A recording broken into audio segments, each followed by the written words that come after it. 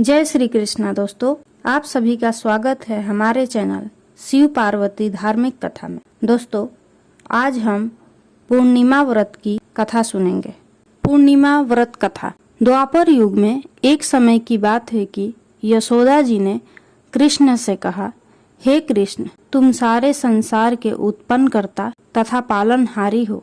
आज कोई ऐसा व्रत मुझसे कहो जिसके करने से मृत्यु लोक में स्त्रियों को विधवा होने का भय न रहे तथा यह व्रत सभी मनुष्यों की मनोकामनाएं पूर्ण करने वाला हो। श्री कृष्ण कहने लगे, हे माता, तुमने अति सुंदर प्रश्न किया है। मैं तुमसे ऐसे ही व्रत को सविस्तार कहता हूँ। सौभाग्य की प्राप्ति के लिए स्त्रियों को 32 पूर्णमासियों का व्रत करना चाहिए। इस व्रत के करने से स्त्रियों को सौभाग्य संपत्ति मिलती है। यह व्रत अचल सौभाग्य देने वाला एवं भगवान शिव के प्रति मनुष्य मात्र की भक्ति को बढ़ाने वाला है। यशोदा जी कहने लगी, हे कृष्ण, सर्वप्रथम इस व्रत को मृत्यु लोक में किसने किया था, इसके विषय में विस्तार पूर्वक मुझसे कहो।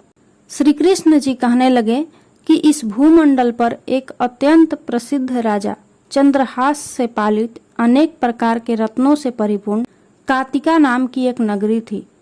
वहां पर धनेश्वर नाम का एक ब्राह्मण था और उसकी स्त्री अति सुशीला रूपवती थी। दोनों ही उस नगरी में बड़े प्रेम के साथ रहते थे। घर में धन धान्य आदि की कमी नहीं थी। उनको एक बड़ा दुख था कि उनके कोई संतान नहीं थी। इस दुख से वह अत्यंत दुखी रहते थे।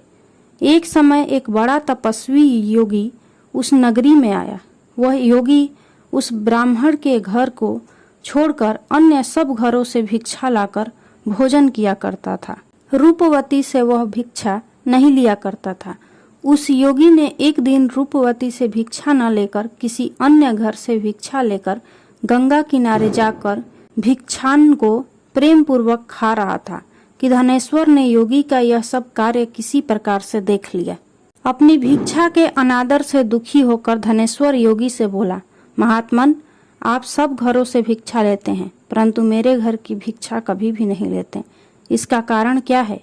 योगी ने कहा कि निसंतान के घर की भीख पतितों के अन्न के तुल्य होती है और जो पतितों का अन्न खाता है वह भी पतित हो जाता है। क्योंकि तुम निसंतान हो, अतः पतित हो जाने के भय से मैं तुम्हारे घर की भिक्षा नहीं लेता हूँ। धनेश्वर यह बात सुनकर अपने मन में बहुत दुखी हुआ और हाथ जोड़कर योगी के पैरों पर गिर पड़ा तथा अंतर्भाव से कहने लगा, हे महाराज, यदि ऐसा है तो आप मुझको पुत्र प्राप्ति का उपाय बताइए। आप सर्वज्ञ हैं, मुझ पर अवश्य ही यह कृपा कीजिए। धन की मेरे घर में कोई कमी नहीं, परंतु मैं पुत्र न होने के कारण अत्यंत दुखी हूँ। आप मेरे इस दुख का हरण करें, आप समर्थवान हैं। यह सुनकर योगी कहने लगे, हे ब्राह्मण, तुम चंडी की आराधना करो। घर आकर उसने अपने स्त्री से सब वृतांत कहा और स्वयं तप के निमित्त वन में चला गया। वन में जाकर उसने चंडी की उपासना की और उपवास किया। चंडी ने 16वें दिन उसको स्वप्न में दर्शन दिया और कहा, हे धनेश्वर, जा, तेरा पुत्र होगा, परंतु वह 16 वर्ष की आयु में ही मृत्यु को प्राप्त हो जाएगा। यदि तुम दोनों स्त्री पुरुष 32 पूर्णमासियों का व्रत विधि पूर्वक करोगे तो वह दीर्घायु होगा। जितनी तुम्हारी सामर्थ्य हो आटे के दिए बनाकर शिव जी का पूजन करना, परंतु पूर्णमासी को 32 पूर्णिमा व्रत हो जाने चाहिए। प्रातः काल होने पर इस स्थान के समीप ही तुम्हें एक आम का वृक्ष दिखाई देगा। उस पर तुम चढ़कर एक फल तोड़कर शीघ्र अपने घर चले जाना। अपनी स्त्री से सब वृतांत कहना। ऋतु स्नान के पश्चात वह स्वच्छ होकर श्री शंकर जी का ध्यान करके उस फल को खा लेगी। तब शंकर भगवान की कृपा से उसका गर्भ ठहर जाएगा। जब वह ब्राह्मण प्रातः काल उठा तो उसने उस स्थान के पास ही एक आम का वृक्ष देखा जिस पर एक अत्यंत सुंदर आम का फल लगा हुआ। उस ब्राह्मण ने उस आम के वृक्ष पर चढ़कर उस फल को तोड़ने का प्रयत्न किया, परंतु वृक्ष पर कई बार प्रयत्न करने पर भी वह न चढ़ पाया। तब तो उस ब्राह्मण को बहुत चिंता हुई और विघ्न विनाशक श्री गणेश जी की वंदना करने लगा। हे दयानिधे, अपने भक्तों के विघ्नों का नाश करके उनके मंगल कार्य को करने वाले, दुष्टों का नाश करने वाले, रिद्धि सिद्धि के देने वाले, आप मुझ पर कृपा करके इतना बल दें कि मैं अपने मनोरथ को पूर्ण कर सकूं। इस प्रकार गणेश जी की प्रार्थना करने पर उनकी कृपा से धनेश्वर वृक्ष पर चढ़ गया और उसने एक अति सुंदर आम का फल देखा। उसने विचार किया कि जो वरदान से फल मिला था वह यही है और कोई फल दिखाई नहीं देता। उस धनेश्वर ब्राह्मण ने जल्दी से उस फल को तोड़कर अपनी स्त्री को लाकर दिया और उसकी स्त्री ने उस फल को खा लिया और वह गर्भवती हो गई। देवी जी की असीम कृपा से उसे एक अत्यंत सुंदर पुत्र उत्पन्न हुआ, जिसका नाम उन्होंने देवीदास रखा। माता पिता के हर्ष और शोक के साथ वह बालक शुक्ल पक्ष के चंद्रमा की भांति अपने पिता के घर में बढ़ने लगा। भवानी की कृपा से वह बालक बहुत ही सुंदर, सुशील और विद्या पढ़ने में बहुत ही निपुण हो गया।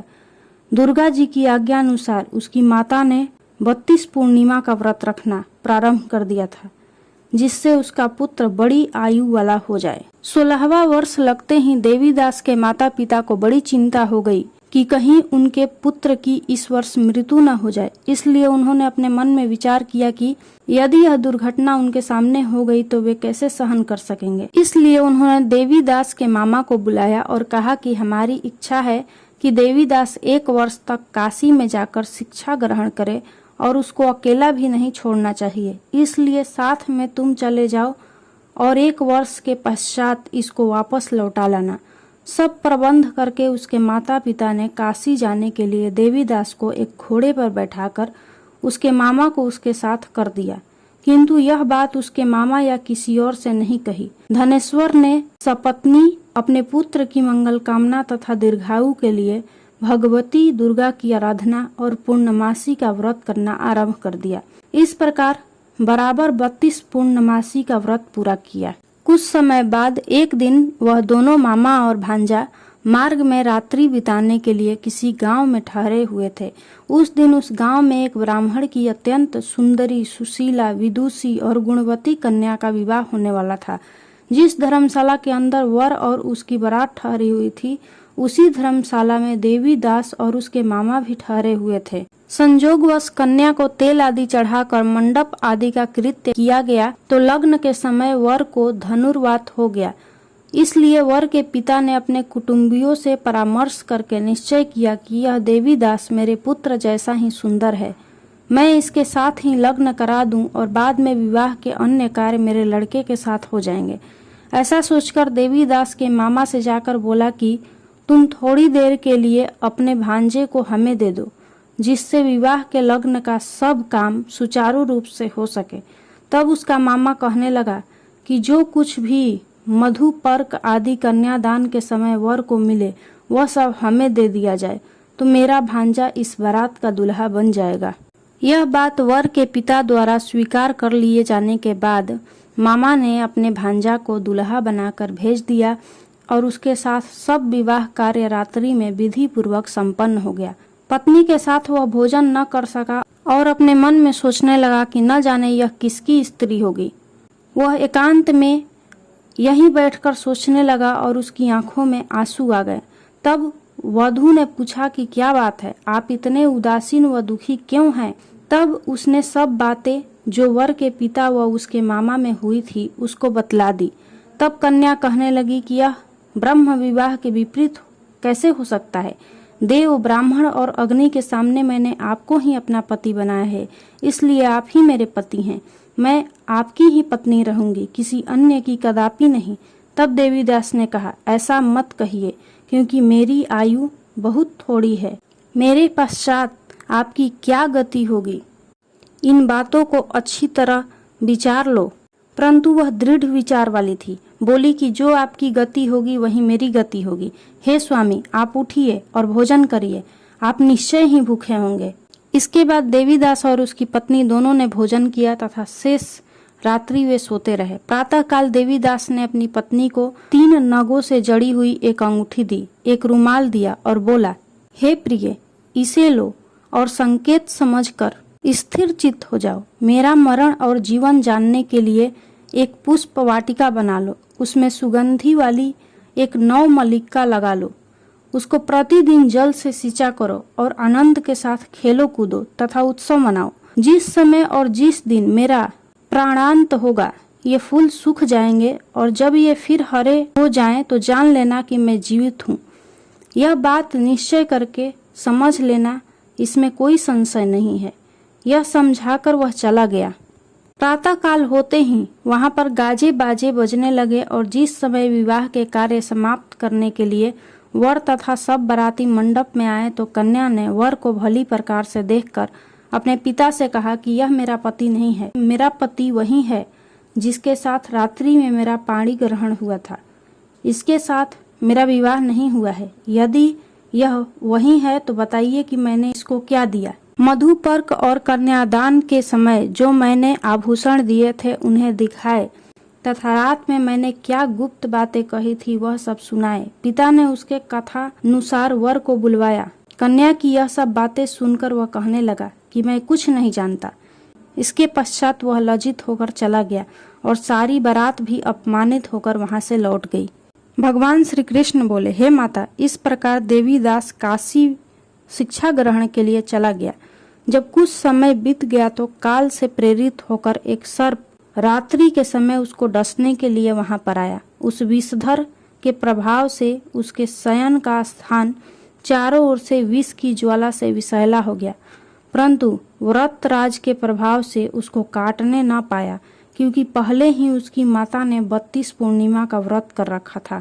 इसके बाद दोपहर के समय स्वयं काल वहां पर आया और उसके शरीर से उसके प्राणों को निकालने का प्रयत्न करने लगा, जिससे वह मूर्छित होकर पृथ्वी पर गिर पड़ा। भगवान की कृपा से उसी समय पार्वती जी के साथ श्री शंकर जी वहां पर आ गए। उसको मूर्छित दशा में देखकर पार्वती जी ने भगवान शंकर से प्रार्थना की कि हे महाराज, इस बालक की माता ने पहले 32 पूर्णिमा का व्रत किया था, जिसके प्रभाव से हे भगवान आप इसको प्राण दान दें। भवानी के कहने पर भक्त वत्सल भगवान श्री शिव जी ने उसको प्राण दान दे दिया। इस व्रत के प्रभाव से काल को भी पीछे हटना पड़ा और देवीदास स्वस्थ होकर बैठ गया। उधर उसकी स्त्री उसके काल की प्रतीक्षा किया करती थी। जब उसने देखा कि उस पुष्प वाटिका में पत्र पुष्प कुछ भी नहीं रहे तो उसको अत्यंत आश्चर्य हुआ और जब वह वैसी ही हरी भरी हो गई तो वह जान गई कि वह जीवित हो गए हैं। यह देखकर वह बहुत प्रसन्न मन से अपने पिता के कहने लगी कि पिताजी, मेरे पति जीवित हैं, आप उनको ढूंढिए।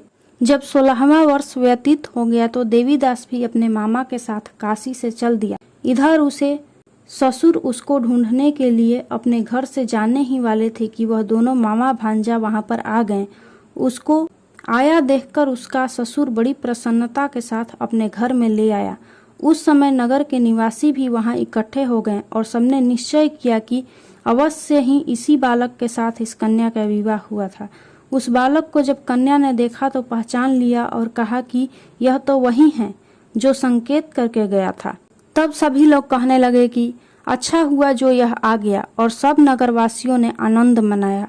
कुछ दिन बाद देवीदास अपनी पत्नी और मामा के साथ अपने ससुर के घर से बहुत सा उपहार लेकर अपने घर के लिए निकला। जब वो अपने गांव के निकट आ गया तो कई लोगों ने उसको देखकर उसके माता पिता को पहले ही जाकर खबर दे दी कि तुम्हारा पुत्र देवीदास अपनी पत्नी और मामा के सहित आ रहा है। ऐसा समाचार सुनकर पहले तो उन्हें विश्वास ही नहीं हुआ, किंतु जब और लोगों ने भी आकर उनकी बात का समर्थन किया तो उनको बड़ा आश्चर्य हुआ। लेकिन थोड़ी देर में देवीदास ने आकर अपने माता पिता के चरणों में अपना सिर रखकर प्रणाम किया और उसकी पत्नी ने अपने सास ससुर के चरणों को स्पर्श किया तो माता पिता ने अपने पुत्र और पुत्रवधू को अपने हृदय से लगा लिया और दोनों की आंखों से खुशी के आंसू बहने लगे। अपने पुत्र और पुत्रवधू के आने की खुशी में धनेश्वर ने बड़ा भारी उत्सव किया और ब्राह्मणों को भी बहुत सी दान दक्षिणा देकर प्रसन्न किया।